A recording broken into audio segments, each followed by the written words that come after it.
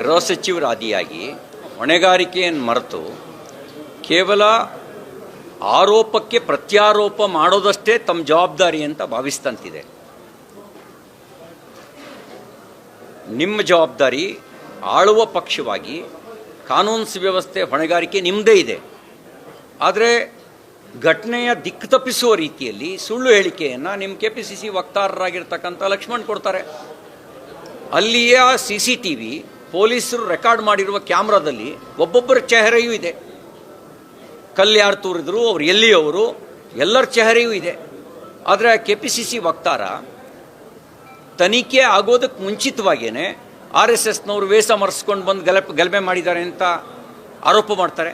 ಹಿಡಿದು ಬಂಧಿಸಿ ಒಳಗಾಕ್ರಿ ಅದನ್ನ. ಸುಳ್ಳು ಆರೋಪ ಮಾಡಿದವನ ಮೇಲೆ, ದಿಕ್ತಪ್ಪಿಸುವ ಆರೋಪ ಮಾಡಿದವನ ಮೇಲೆ ನಿಮ್ಮ ಕಾಂಗ್ರೆಸ್ ಪಾರ್ಟಿ ಅವನು ಸಮರ್ಥನೆ ಮಾಡೋದಿಲ್ಲ ಅನ್ನೋದಾದರೆ, ಆ ರೀತಿ ದಿಕ್ತಪ್ಪಿಸುವ ಆರೋಪ ಮಾಡಿದಂಥ ಸುಳ್ಳು ಆರೋಪ ಮಾಡಿದವ್ರನ್ನ ಒದ್ದೊಳಗಾಕಿ ಯಾಕೆ ಹೊರಗಡೆ ಬೊಗಳಕ್ಕೆ ಬಿಟ್ಟಿದ್ರಿ ಅಂದರೆ ಅದರ ಅರ್ಥ ನಿಮಗೆ ಸತ್ಯಾಸತ್ಯತೆಯನ್ನು ಹೊರಗೆ ತರಬೇಕು, ತಪ್ಪು ಮಾಡಿದವ್ರಿಗೆ ಶಿಕ್ಷೆ ಆಗಬೇಕು ಅನ್ನೋಕ್ಕಿಂತ ರಾಜಕಾರಣ ಮಾಡಬೇಕು ಅನ್ನೋಂಥ ಇರಾದೆ ನಿಮ್ಮ ಮೇಲಿದೆ. ಮತ್ತು ಸಣ್ಣ ಸಣ್ಣ ಘಟನೆಗಳಿಗೆ ಯಾಕೆ ಒಂದು ಸಮುದಾಯ ಕೆರಳುತ್ತೆ? ಅವರಿಗೆ ಈ ದೇಶದ ಸಂವಿಧಾನದ ಮೇಲೆ ನಂಬಿಕೆ ಇಲ್ವಾ? ಈ ದೇಶದ ಕಾನೂನಿನ ಮೇಲೆ ನಂಬಿಕೆ ಇಲ್ವಾ? ಅಂದರೆ ನೀವು ಬಹುಸಂಖ್ಯಾತರಾಗಿರೋ ಕಡೆಗೆ ಸಂವಿಧಾನ ಅದಕ್ಕೆ 3 ಕಾಸಿನ ಬೆಲೆ ಇಲ್ವಾ? ಅಲ್ಲಿ ಬರೀ ನಿಮ್ಮ ಶರಿಯಾ ಮಾತ್ರ ನಡೆಯೋದ?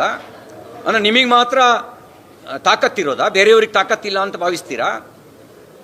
DJ ಹಳ್ಳಿ KG ಹಳ್ಳಿ ಪ್ರಕರಣ ಇರ್ಬೋದು, ಹುಬ್ಬಳ್ಳಿ ಪ್ರಕರಣ ಇರ್ಬೋದು, ಉದಯಗಿರಿ ಪ್ರಕರಣ ಇರ್ಬೋದು. ಏನು ಸೂಚಿಸುತ್ತೆ? ನಿಮಗೆ ಈ ನೆಲದ ಕಾನೂನಿನ ಮೇಲೆ ನಂಬಿಕೆ ಇಲ್ಲ, ಈ ದೇಶದ ಅಂಬೇಡ್ಕರ್ ಕೊಟ್ಟಿರ್ತಕ್ಕಂಥ ಸಂವಿಧಾನದ ಮೇಲೆ ನಂಬಿಕೆ ಇಲ್ಲ ಅನ್ನೋದೊಂದು ಸೂಚಿಸುತ್ತಲ್ವಾ? ನಿಮಗೆ ಸಂವಿಧಾನದ ಮೇಲೆ ನಂಬಿಕೆ ಇದ್ದಿದ್ರೆ, ಕಾನೂನಿನ ಮೇಲೆ ನಂಬಿಕೆ ಇದ್ದಿದ್ರೆ ಯಾಕೆ ಪೊಲೀಸ್ ಠಾಣೆ ಮೇಲೆ ದಾಳಿ ಮಾಡ್ತಿದ್ರಿ? ಈ ಥರ ದಾಳಿ ಮಾಡಿದವ್ರ ಅವರಿಗೆ ಈ ಒಂದು ಸೊಕ್ಕೆಲ್ಲಿಂದ ಬಂತು? ಸೊಕ್ಕು ನಾವೇನು ಮಾಡಿದ್ರೂ ನಡೆಯುತ್ತೆ ಅನ್ನುವಂಥ ಮನಸ್ಥಿತಿಯಿಂದ ಬಂದಿದೆ. ಈ ಸೊಕ್ಕನ್ನು ಇಳಿಸೋದಕ್ಕೆ ಉತ್ತರ ಪ್ರದೇಶದ ಯೋಗಿ ಮಾದರಿಯ ಅವಶ್ಯಕತೆ ಇದೆ. ಅವರು ಯಾವ ಜಾತಿ ಅಂತ ನೋಡಲ್ಲ. ತಪ್ಪು ಮಾಡಿದವರಿಗೆ ಅಲ್ಲೇ ಡ್ರಾ, ಅಲ್ಲೇ ಬಹುಮಾನ.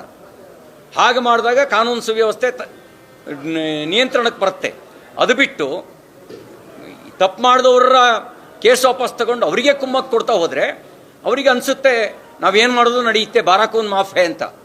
ಆ ಬಾರಾಕೂನ್ ಮಾಫೆ ಅನ್ನುವಂಥ ಮನಸ್ಥಿತಿಯಿಂದ ಅವ್ರನ್ನ ಹೊರಗೆ ತರಬೇಕು ಅಂದರೆ ಇದಕ್ಕೆ ಉತ್ತರ ಪ್ರದೇಶದ ಮುಖ್ಯಮಂತ್ರಿ ಯೋಗಿ ಅವರು ಉತ್ತರ ಪ್ರದೇಶದಂಥ ದೊಡ್ಡ ರಾಜ್ಯದಲ್ಲಿ ಯಾವ ಮಾದರಿಯನ್ನು ಇಟ್ಟಿದ್ದಾರೋ ಆ ಮಾದರಿಯೇ ಸರಿ.